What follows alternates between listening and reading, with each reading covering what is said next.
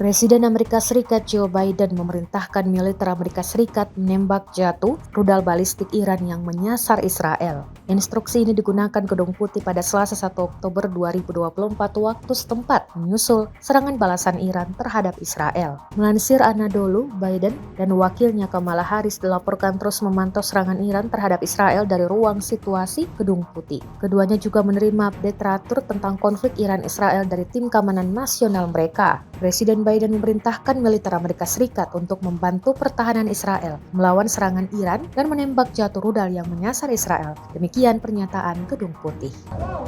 נפילות אחי, נפילות של החיים בנבטים. נפילות בנבטים אחי. נפילות קשות בנבטים, שומע? וואו, וואו, וואו, וואו. וואו! הכל נופל לנבטים, אני אומר לך מתקפה אחת החזקות. אימא'לה, אימא'לה, אימא'לה, זהו, למקלט. אימא'לה, מה זה? יואו, יואו, אימא'לה, יואו. אימא'לה.